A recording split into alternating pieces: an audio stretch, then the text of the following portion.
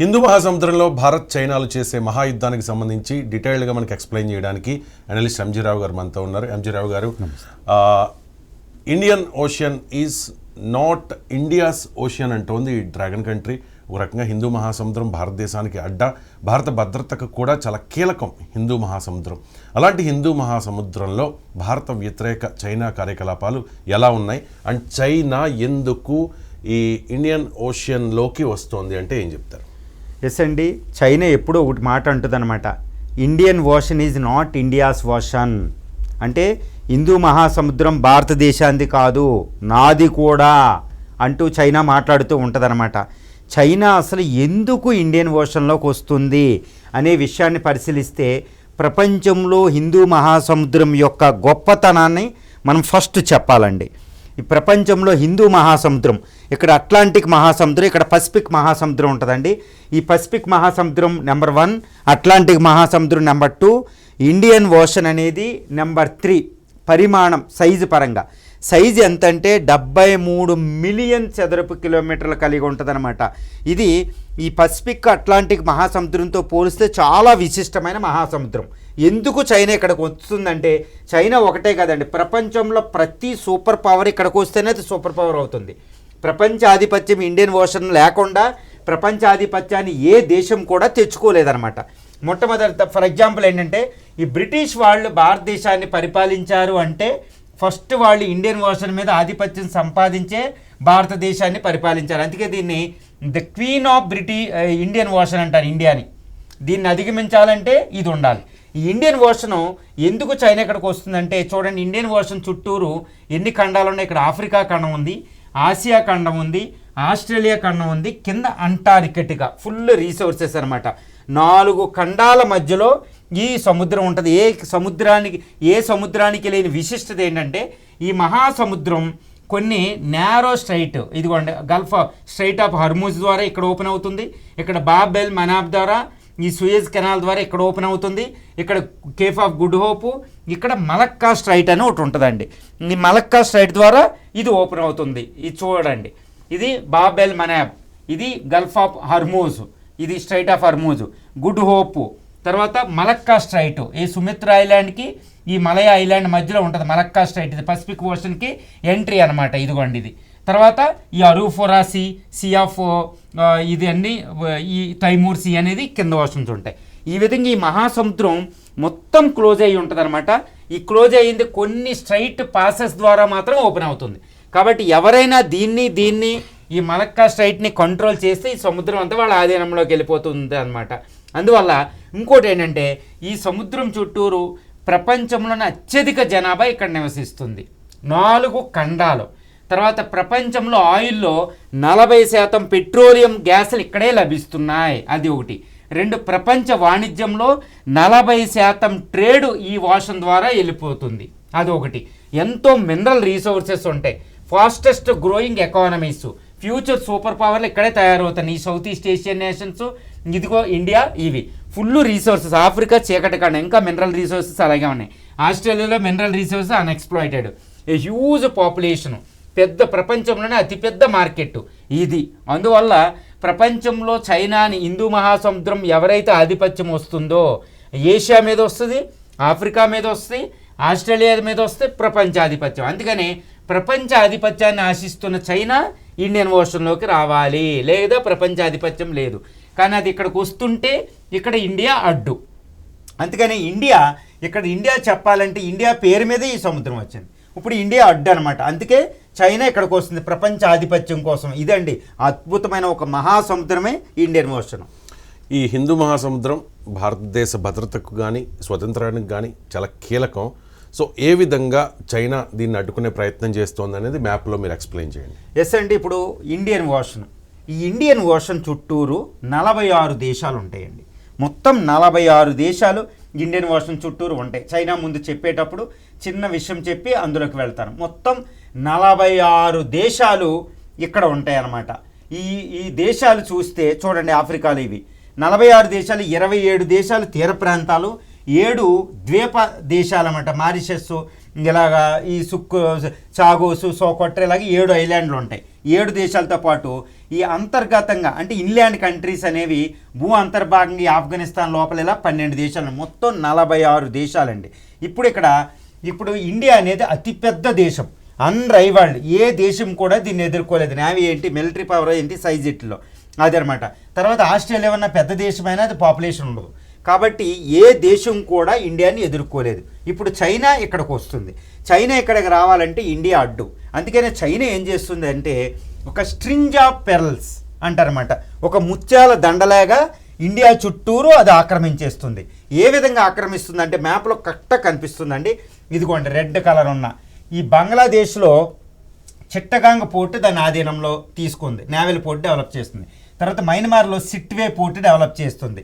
తర్వాత శ్రీలంకలో హంబోన్టోటా port develop చేస్తుంది. ఇదిగోండి చూడండి అలాగా. తర్వాత వెంటనే పాకిస్తాన్లో గ్వడార్ పోర్టు. తర్వాత ఇక్కడ మాల్దీవ్స్ ఇక్కడ ఒకటి పోర్టు తీసుకుంది, మాల్దీవ్స్లో ఇక్కడ. తర్వాత గ్వడార్ పోర్టు.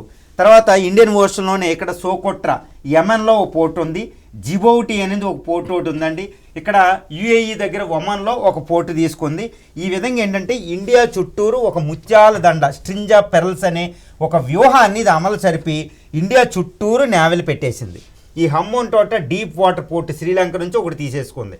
సో ఈ విధంగా ఇండియాని కంటైన్మెంట్ పాలసీ అంటారన్నమాట. ఇండియాని దిగ్బంధనం చేసేస్తుంది. ఇక ఇండియాని ఇండియన్ ఓషన్లో కదలనివ్వని స్థితికి తెచ్చే విధంగా అది తీసుకుంటుంది. తర్వాత ఇండియన్ ఓషన్లో ఇక్కడ మయన్మారు, బంగ్లాదేశ్, పాకిస్తాన్తో అది చాలా స్నేహం, ఇండియన్ శత్రువులుగా తయారు చేస్తుంది అనమాట. ఈ విధంగా ఇండియాని ఇక్కడ కంటైన్ చేసేస్తుంది. ఇండియన్ ఓషన్లోకి దాని సబ్మెరైన్స్ వస్తుంది. దానికి 64 సబ్మెరైన్స్ ఉంటాయి, భారతదేశానికి 18 ఉంటాయి. ఈ సబ్మెరైన్స్ ఇక్కడ ఉంటాయి. తర్వాత స్పైయింగ్, ఈ నౌకలు ఇక్కడికి వస్తాయి. ఈ రీసోర్సెస్ అంతా ఆక్యుపై చేస్తే దొంగతనంగా చేపల పడుద్ది. ఈ విధంగా ఇండియాలో ఇండియన్ ఓషన్లో కింగ్ అయిన Indian Ocean. For example Indian ఓషన్లో ఈ భారతదేశం పేరు మీదే ఇండియా ఓషన్ వచ్చింది. హిందూ మహాసముద్రం, హిందూ దేశం ఇండియా అని అవి ఇండియన్ ఓషన్ అంటారు. ప్రపంచంలో ఏ దేశం పేరు మీద కూడా ఒక సముద్రం, మహాసముద్రం ఉండదు. అమెరికా పేరు మీద లేదు, రష్యా పేరు మీద, చైనా పేరు మీద లేదు, ఒక ఇండియా పేరు మీద. అంటే ఏంటి, మహాసముద్రాలకు పేర్లు పెట్టే సమయంలోనే ఇండియా అనేది అత్యున్నతమైన సంస్కృతి అనేది ఇక్కడ తెలుస్తుంది అనేది అర్థమవుతుంది. ఇటువంటి దేశాన్ని కంటైన్ చేస్తుందండి. చైనా ఆగడాలు ఇంత భయంకరంగా ఉన్నాయి. అసలు చైనా ఆగడాలను మనం ఉపేక్షిస్తే భారతదేశం ఒకప్పుడు బ్రిటిష్ చేతిలోకి వెళ్ళినట్టు మళ్ళా బానిసత్వంలోకి వెళ్ళిపోతుంది. ఎందుకంటే భారతదేశానికి పెద్ద గుణపాఠం ఏంటంటే బ్రిటిష్ వాడు ఇచ్చాడు.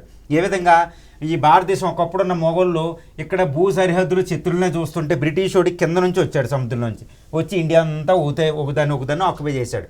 ఇప్పుడు చైనా ఆగడాలను మనం క్షమిస్తే భారతదేశం బానిసత్వ దేశం అయిపోతుంది. అందుకని ఎట్టి పరిస్థితుల్లో ఇండియా క్షమించకూడదండి. మరి చైనా ఆగడాలను అడ్డుకోవడానికి భారత్ ఏం చేయాలి?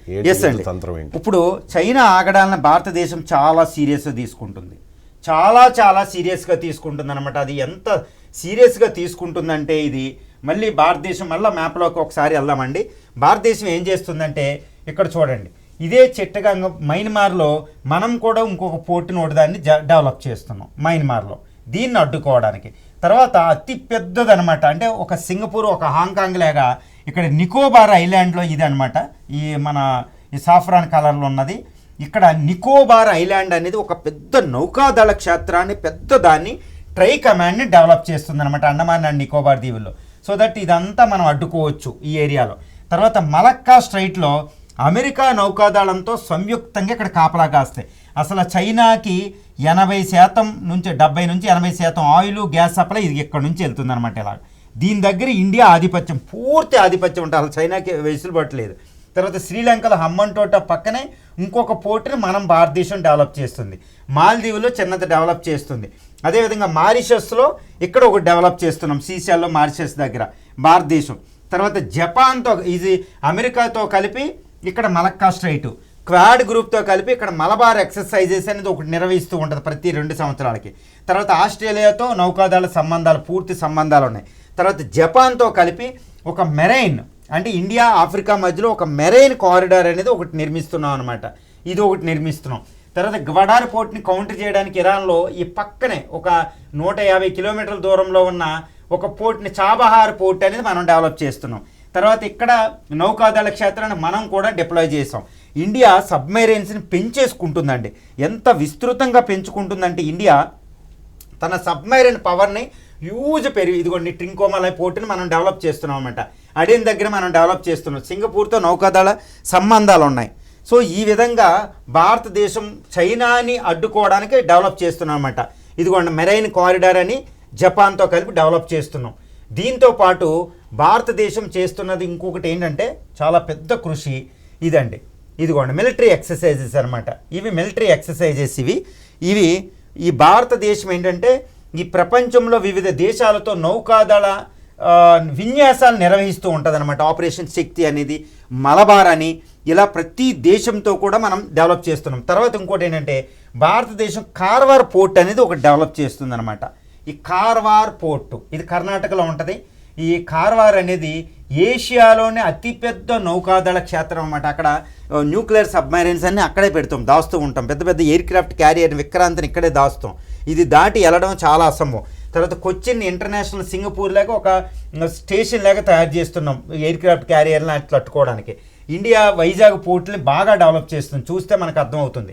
తర్వాత ఈ సబ్మెరైన్స్ ఇప్పుడు మనకి ఏంటంటే ఈ చైనాతో పోలిస్తే మనకు ఉండే సబ్మెరైన్స్ చాలా తక్కువ ఉంటాయండి. ఇప్పుడు చైనాకి చూడండి సబ్మెరైన్స్ 64 దాకా సబ్మెరైన్స్ ఉంటాయి అన్నమాట. కానీ భారతదేశానికి కేవలం 18 ఉన్నాయి. అందుకనే ఐఎన్ఎస్ అరిహంతో, ఐఎన్ఎస్ అరిగాట్ అని న్యూక్లియర్ సబ్మెరైన్ డెవలప్ చేస్తుంది. తర్వాత అకులా క్లాస్ అనేది లీజుకు తీసుకుంటుంది అక్కడ నుంచి. తర్వాత ఎయిర్ క్రాఫ్ట్ క్యారియర్లు చైనాకి 3 ఉంటే మనకి 2 ఉన్నాయి అనమాట. ఇంకొక ఎయిర్ క్రాఫ్ట్ క్యారియర్ని కూడా తీసుకుంటుంది. తర్వాత ప్రాజెక్ట్ 75 అనేది నౌకాదళ క్షేత్రాన్ని ఇప్పుడు ప్రపంచంలో అతిపెద్ద నౌకాదళ క్షేత్రం అమెరికాని దాటి చైనా ఉందండి. ఇప్పుడు భారతదేశం కూడా తన నౌకాదళాన్ని ఏం చేస్తుందంటే చాలా బ్లూ వాటర్ నేవీగా డెవలప్ చేస్తుందన్నమాట. అంటే చాలా హ్యూజ్ ఇన్వెస్ట్మెంట్ పెడుతున్నాం. తర్వాత కమర్షియల్లో ఎయిర్ క్రాఫ్ట్ నౌకాదళాన్ని కూడా మనం నిర్మించుకుంటున్నాం. తర్వాత ఈ దేశాల దగ్గర ఉన్న యుఏఈ, అదేవిధంగా ఈజిప్టు, తర్వాత ఈజిప్టులతో పాటు చాలా దేశాలతో మనం వ్యూహాత్మకమైన సంబంధాలను పెట్టుకుంటున్నాం అనమాట. ఈ వ్యూహాత్మక సంబంధాలు చాలా ఇంపార్టెంట్, ఎస్పెషల్లీ క్వాడ్ గ్రూప్ అండి. ఈ క్వాడ్ దేశాలతో మనం సంబంధాలు పెట్టుకుంటున్నాం భవిష్యత్తులో. ఈ విధంగా మనం చైనాని అడ్డుకోవడానికి ఈ ఇండియన్ ఓషన్లో మొత్తం ఆక్యుపై చేయడానికి ట్రై చేస్తున్నాం అనమాట. ఇంకొక పెద్ద విషయం ఏంటంటే ఇండియన్ ఓషన్లో ఏంటంటే ప్రపంచంలో అతి ఎక్కువ మినరల్స్ ఉంటాయండి.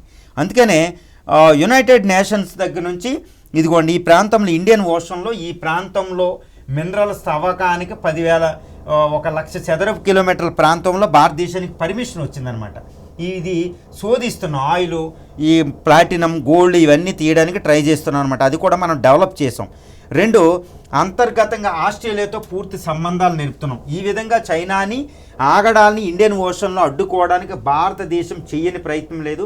ఈ యుద్ధంలో భారతదేశం చైనాని ఎదుర్కోవడానికి కావాల్సిన అన్ని శక్తి సామర్థ్యాలు ఉన్నాయి, అన్ని పెట్టుబడులు ఉన్నాయి, అన్ని రకాలుగా కూడా భారతదేశం ఏంటంటే చర్యలు తీసుకుంటుందండి.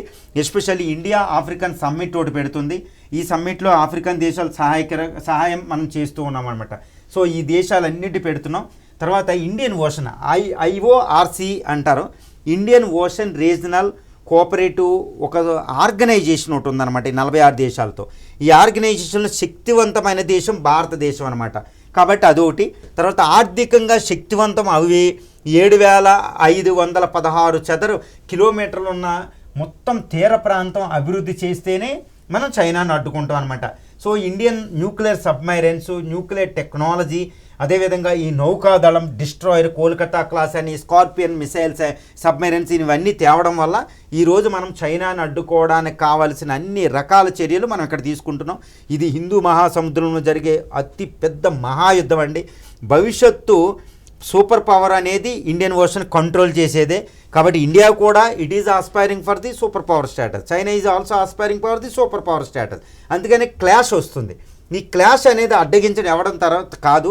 ఈ ఇండియా చైనాలు ఇక్కడ కోఆపరేట్ చేసుకో. కానీ ఇండియా ఒకటే చెప్తుంది, India's ocean is Indian ocean, India's ocean, Indian ocean is India's ocean. నువ్వు రావద్దు. ఒకవేళ నువ్వు వస్తే నేను పసిఫిక్ మహాసముద్రంలోకి వస్తా. ఇదండి ఒక పెద్ద స్ట్రాటజీ అనమాట.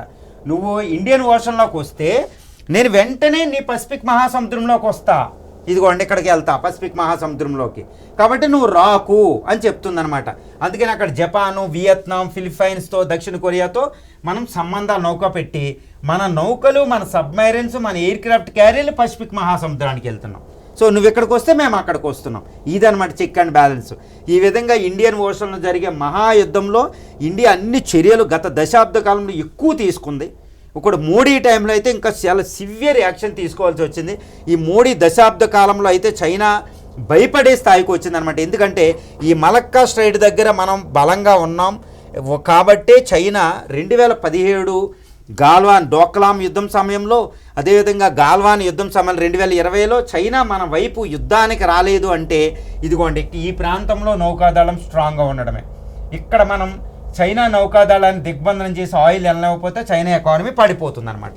సో ఇండియన్ ఓషన్లో భారతదేశానికి ఉన్న అతి శక్తివంతం మనం ఈరోజు ఈ నౌకాదళాన్ని మనం ఉపయోగించడమే.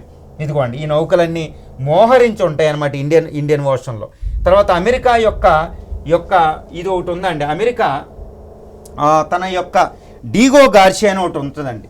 ఇది ప్రపంచంలోనే ఒక అతిపెద్ద నౌకాదళ క్షేత్రం అన్నమాట. అక్కడ B-2 బాంబర్లు అవి ఉంటాయి అమెరికాది. ఇక్కడ అమెరికా మనకు సహకరిస్తుంది. భవిష్యత్తులో ఇది బ్రిటిషు, ఇండియా, అమెరికా ఇక్కడ వదిలి వెళ్ళిపోతున్నాయి అనమాట. దీన్ని కూడా మనం లీజుకి తీసుకుని ఏర్పాటు చేస్తున్నాం. ఇండియన్ ఓషన్ల మధ్యలో ఉంటుంది అనమాట. సో ఈ విధంగా చైనాని వస్తే ట్రేడ్ చేసుకో, కానీ మిలిటరీ పరంగా ఆధిపత్యానికి ఇక్కడికి రావద్దని ఇండియా ఛాలెంజ్ చేస్తుంది. దాని మీద ఆధారపడి ఇండియా యొక్క దేశ భద్రత, సమగ్రత ఆధారపడి ఉంటాయి. ఈ యుద్ధంలో చైనాతో ఓడిపోతే మళ్ళీ మనం బానిసత్వం అవుతుంది అనమాట. బ్రిటిష్ వాడు నేర్పిన గుణపాఠం నుంచి ఈరోజు ఇండియా లెసన్స్ నేర్చుకుని ప్రపంచంలో ఆర్థికంగా అభివృద్ధి చెందుతూ దానికి ఎక్కువ పెట్టుబడి పెడుతూ చైనాని ఇక్కడ రాకుండా కదలనివ్వకుండా చేసి అన్ని రకాల యుద్ధ తంత్రాలు మనం ఉపయోగిస్తున్నామండి.